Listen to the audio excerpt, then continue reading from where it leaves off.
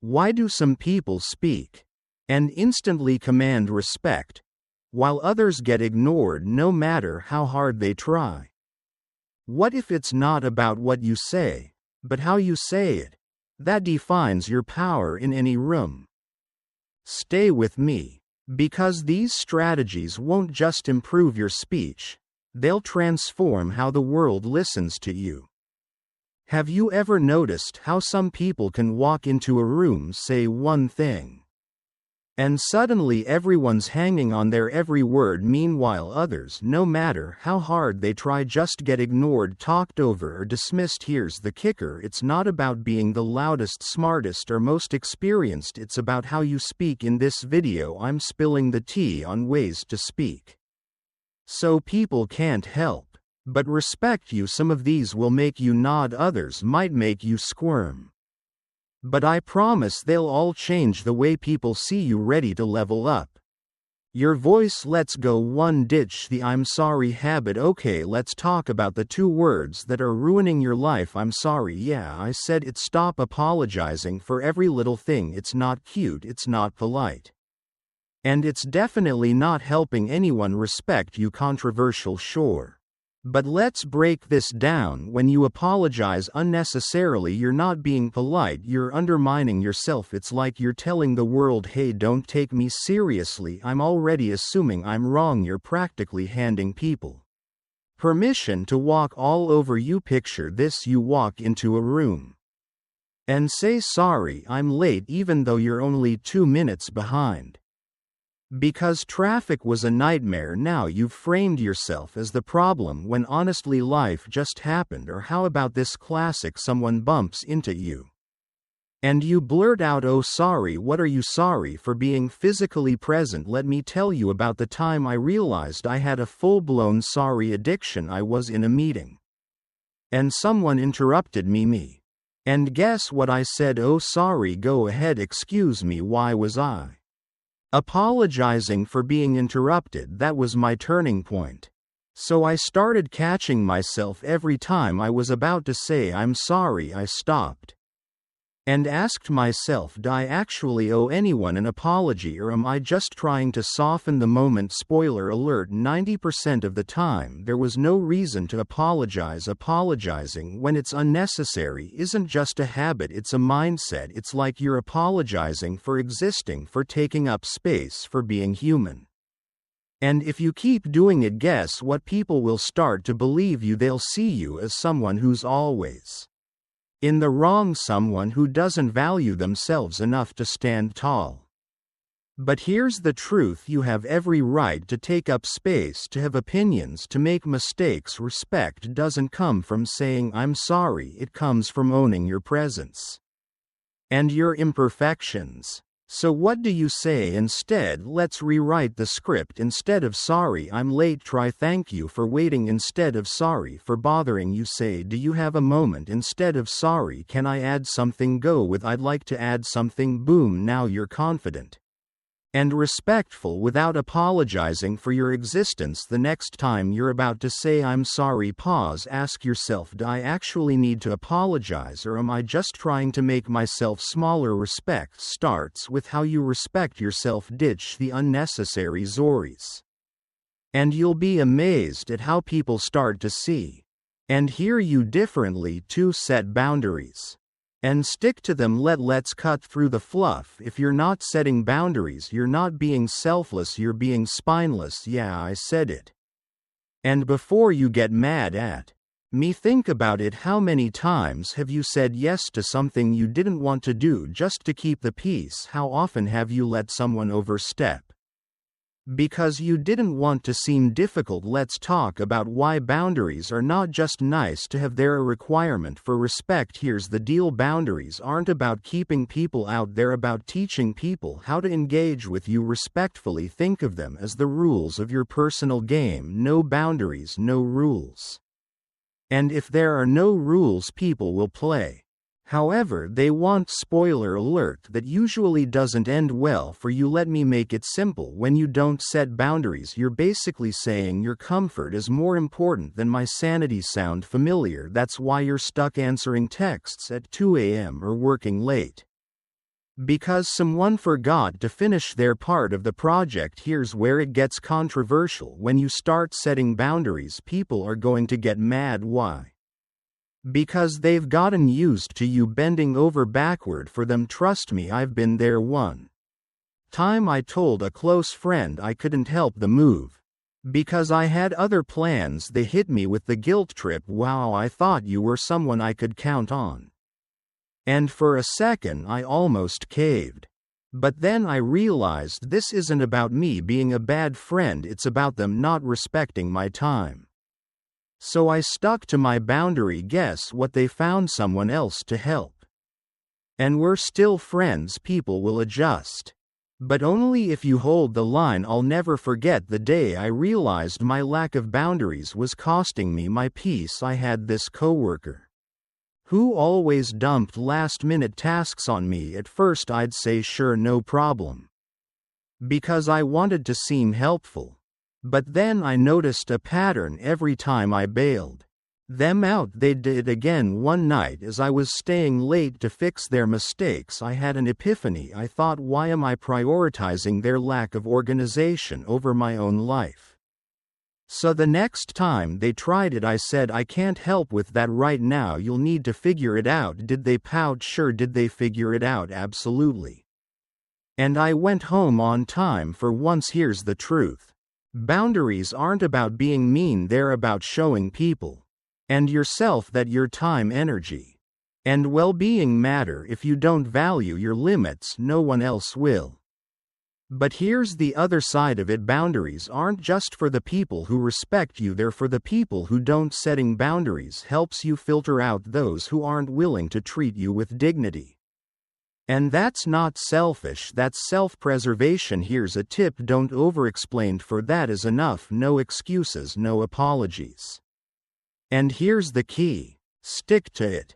Because if you cave, you're teaching people that your boundaries are negotiable. Also practice saying no to small things. It's like a muscle. The more you use it, the stronger it gets. Start with something low stakes, like turning down an invitation you're not excited about. Once you see that the world doesn't end, saying no gets easier. Look, setting boundaries isn't easy, it's uncomfortable. And it's going to ruffle some feathers. But the alternative: living a life where everyone else's needs come before your own. And let me tell you from experience, that's a fast track to burnout and resentment. So start small, define what you need, communicate it clearly, and most importantly, stick to it. Because the only people who get upset about your boundaries are the ones who benefit from you having none. And honestly, good riddance. Set the boundary. Trust me, it's worth it. 3. Master the art of pausing. You felt that, didn't you? That little bit of tension when I paused. That's the power of silence, my friend. It makes people pay attention. But here's the catch: most people are so uncomfortable with silence that they'll do anything to fill it. They talk too much, rush their points, and end up sounding like they're trying to sell you something instead of simply speaking their truth. But here's the controversial reality: the pause isn't empty, it's where your power lives. We live in a culture where speed is everything. Fast talkers are seen as confident, quick thinkers. But here's the thing: fast doesn't always mean effective. When you speak quickly without pauses, your words can feel like background noise, something people hear but don't really listen to. But a pause that forces people to tune in, it creates anticipation. It's like music. Imagine a song that's just non-stop beats with no breaks or changes. It's overwhelming, right? A pause in music creates rhythm. And a pause in speech does the same. It's not about saying less, it's about making every word count. I wasn't always a fan of pausing. In fact, I was the worst at it back in the day. I thought I needed to prove myself with an endless stream of words, meetings, conversations, even dates. I was constantly filling the air, thinking silence would make me look unsure.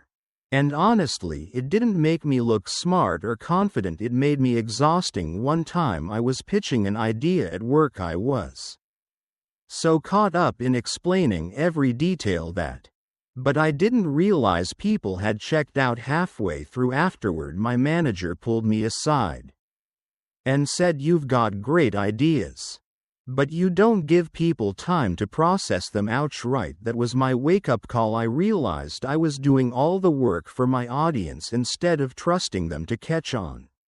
When I started practicing pauses, it felt weird at first, like really weird. I'd say something, stop to let it land, and immediately want to jump in and explain myself. But over time I noticed something amazing. People started paying more attention. Instead of zoning out, they were leaning in. They weren't just hearing me, they were listening. Here's the moment that really solidified it for me. I was giving a presentation, and I intentionally slowed down and added pauses after key points. Afterwards, someone came up to me and said that was so impactful. I felt like every word mattered. That's when I knew I was on to something. It wasn't just about what I said, it was about how I said it. Here's the deeper lesson: pausing isn't just about speaking, it's about presence. It's about being so secure in what you're saying that you don't feel the need to fill every moment with noise. A pause says, "I trust my words to speak for themselves." It's a kind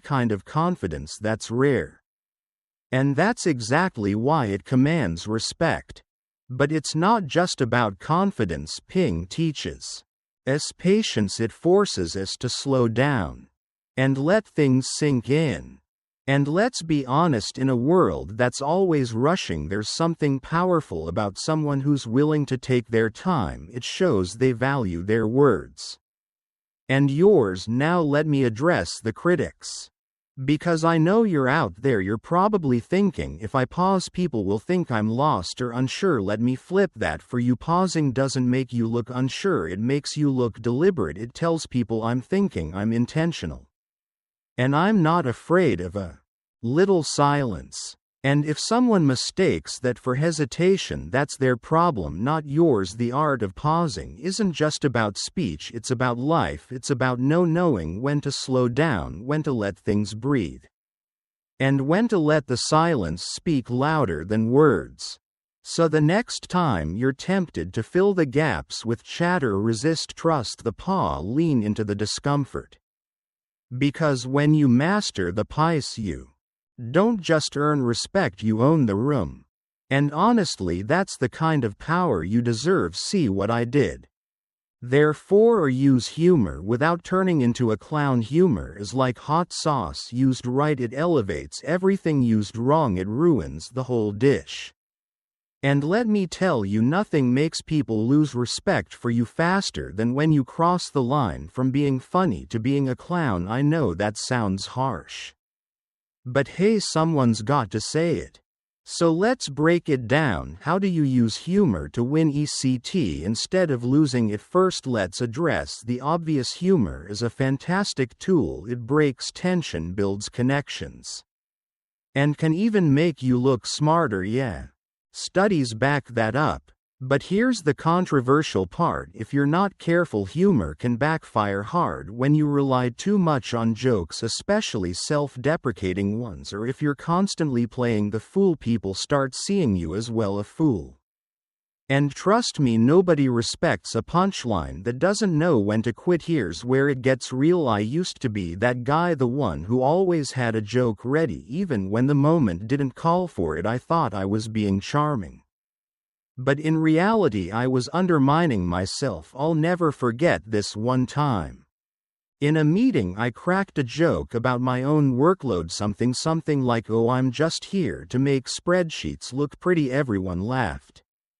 But afterward, my manager pulled me aside and said, "You're too good at what you do to downplay yourself like that." That hit me. I realized that while humor was getting me attention, it wasn't always the kind of attention I wanted. Now, don't get me wrong, I'm not saying you need to turn into some ultra-serious robot. Humor is an incredible way to build rapport and lighten the mood. But here's the key: it has to serve a purpose. Are you using humor to connect with people, or are you using it to deflect, distract, or beg for approval? For example, self-deprecating humor can be great in moderation. It shows humility and relatability. But if you're constantly the butt of your own jokes, people might start to believe you. There's a fine line between laughing with people and giving them permission to laugh at you. Here's the deeper message: humor is about timing, intent, and balance. When used thoughtfully, it's a sign of intelligence and confidence. But when it becomes a crutch, it's a sign of insecurity. And I know, because I've been there. There was a time in my life when I used humor to avoid difficult conversations. If someone gave me critical feedback, I'd crack a joke to deflect. If I felt uncomfortable in a serious discussion, I'd turn it into a laugh fest. And you know what happened? People stopped taking me seriously. I had to learn that respect doesn't come from being the funniest person in the room. It comes from knowing when to be serious and when to be lighthearted. The trick is finding that sweet spot. Humor should add to the conversation, not take away from it. It should make people feel connected, not distracted. And most importantly, it should reflect your confidence, not your insecurity. A well-timed joke can show that you're sharp and in control, but a constant barrage of jokes can make you look like you're trying too hard.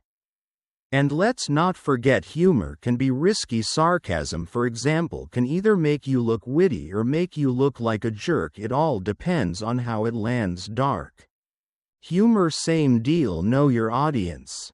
And for the love of all things good, read The Room. There's nothing more cringeworthy than a joke that bombs because it was tone deaf. At its core, humor is a form of communication.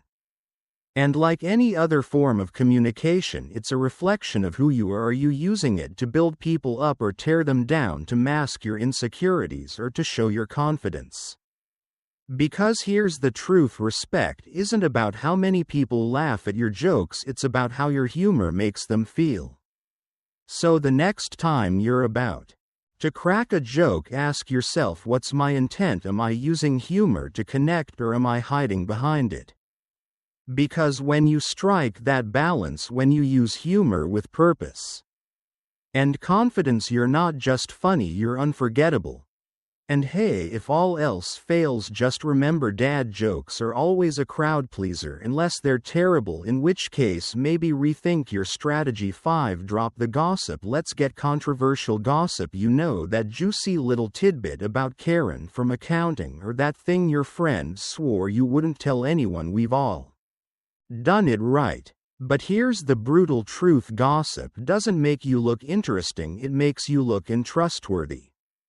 And if you're the one spilling all the tea, guess what? No one's respecting you, they're just entertained until they realize they might be next on your list. Now don't get me wrong, I get the appeal. Gossip is like social currency, it feels good in the moment, like you're part of some exclusive club. But here's the flip side: every time you indulge in gossip, you're telling the people around you, I can't be trusted. It's not just about the person you're talking about, it's about you. And if people can't trust you, they can't respect you, period. I learned this the hard way. Let me tell you about the time I got burned by my own love of gossip. There was this colleague of mine, let's call him Dave. Dave was always showing up late. And one day I made an offhand comment to someone else about how he probably had an alarm clock that hated him. It was a joke, but it spread like wildfire. Before I knew it, people were adding their own bits to the story. Dave was lazy. Dave didn't care about his job. Dave was this and that. And guess who Dave found out started the whole thing? Mr. The worst part, Dave had a perfectly good reason for being late. He was taking care of his sick mom. That moment it hit me like a ton of bricks. My harmless gossip wasn't harmless at all, it was hurtful. And honestly a little cruel. Here's the thing about gossip: it's never really about the person you're talking about, it's about you. Why are you sharing that story? Are you trying to feel superior, trying to be interesting? Because if you're being honest with yourself, most gossip comes from a place of insecurity. It's like saying, hey, don't look at my flaw, look at theirs. But here's the harsh reality: when you gossip, people aren't thinking about the person you're trashing, they're questioning your integrity.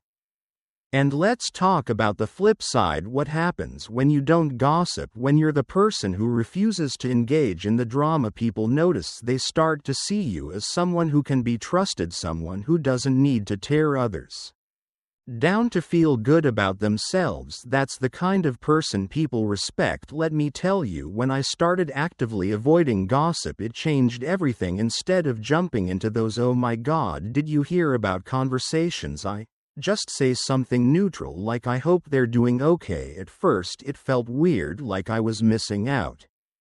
But over time I noticed people started coming to me for advice instead of drama. They saw me as someone who could handle things maturely, not someone who would weaponize their secrets. Here's the deeper lesson: gossip doesn't just hurt other people, it hurts you. It chips away at your credibility, your relationships, and even your self-respect. When you drop the gossip, you're making a statement: I'm better than this. I don't need to build myself up by tearing someone else down. That's where true respect comes from.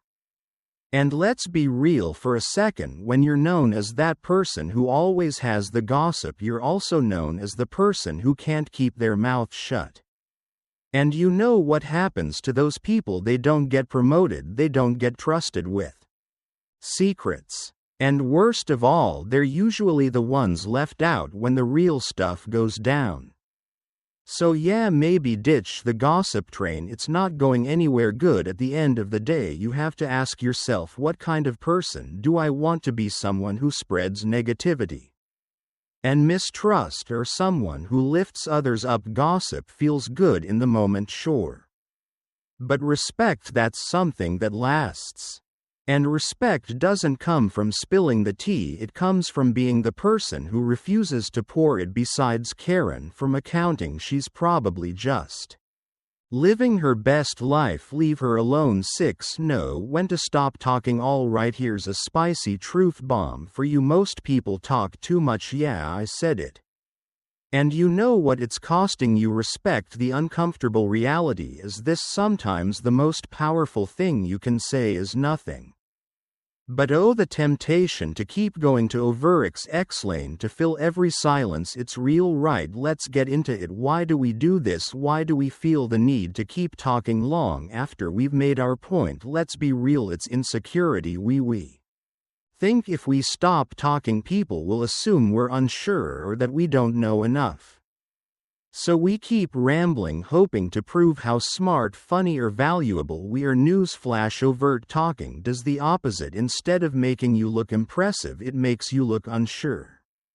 And dare I say it, a little desperate. Let me tell you about the time I learned this the hard way. I was pitching an idea to a client, and I thought I absolutely nailed it. But instead of stopping and letting them digest my brilliant point, I just kept going. I rephrased my idea, added unnecessary details, and even tried to anticipate their questions before they could ask. By the end, they weren't nodding, they were looking confused. After the meeting, my boss pulled me aside and said, "You had them in the first 30 seconds. But then you lost them. You need to learn when to stop talking." That hit me like a ton of bricks. I realized I wasn't giving people the space to process what I was saying. I was smothering my own message. And here's the controversial part: sometimes the more you talk, the less people listen. It's like pouring water into a glass that's already full, it overflows. And none of it sticks. Silence, on the other hand, silence commands attention. It gives your words weight. When you stop talking, you create space for others to think, to respond, to engage. That's where respect grows. Look, I know it's hard. Silence can feel awkward. You say something, and instead of a quick reaction, there's a pause. And your brain starts screaming, say something else, fill the gap. But here's the thing: that pause isn't your enemy, it's your ally. It's in those moments of silence that people process your words and decide to take them seriously. Here's the deeper truth: knowing when to stop talking isn't just about communication, it's about confidence. It's about trusting that your words have value without needing to back them up with endless explanations or filler. It's about being okay with the discomfort of silence, knowing that it speaks louder than noise ever could.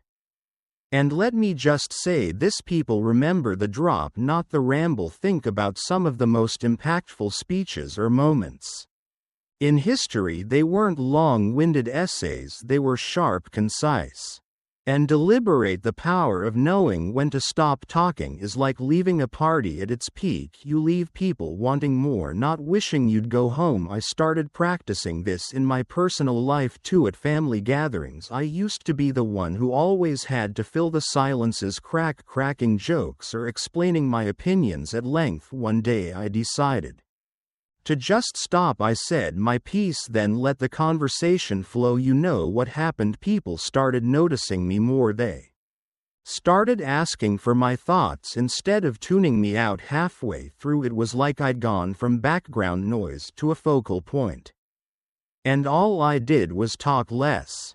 So here's the takeaway: when you know when to stop talking, you show people that you trust your words to stand on their own. You give them the space to actually hear you, to respect you, to engage with what you're saying. And yeah, it takes practice, it takes a little courage to let silence do its thing.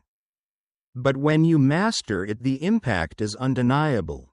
And hey, if you're worried about leaving people hanging, don't be. You're not dropping the ball, you're giving them a chance to pick it up. So next time you're in a conversation, try this: say what you mean, then stop, sit with the silence. Trust me, it'll speak volumes. See what I did there? All right, folks, there you have it, ways to speak so people respect you, all wrapped up with a little controversy, a lot of honesty, and hopefully a good laugh or two. But let's get real for a second. Respect isn't about following a list of tricks or hacks. It's about how you show up for yourself and others every single day. It's about owning your words, your space, and your impact. Here's the thing: words are powerful. They can build bridges or burn them. They can make people feel seen or they can make them feel small. And the way you speak doesn't just shape how others see you, it shapes how you see yourself. So whether it's ditching the unnecessary apologies, setting those boundaries, or mastering the art of pausing, remember this: respect starts with you. And hey, if any of this hit close to home, or if you're just here for the banter, don't keep it to yourself. Hit that like button, share this with someone who needs to hear it. And let me know in the comments which one of these points are you going to try out first, or better yet, what's your own secret to commanding respect in conversations? I want to hear from you. And of course, if you're not subscribed yet, what are you waiting for? Join the party. We're all about real talk, life hacks, and maybe the occasional bad joke. Until next time, keep showing up, keep speaking your truth, and most importantly, keep being unapologetically you. Unless you're gossiping, then stop that. All right, I'll see you in the next one. Peace. Here's the ultimate truth: the way you speak reflects the way you think, and the way you think determines the way you're treated. You're not just speaking to be heard, you're speaking to be remembered. These tools aren't tricks, they're habits. And when you practice them daily, people won't just hear your voice, they'll feel your presence.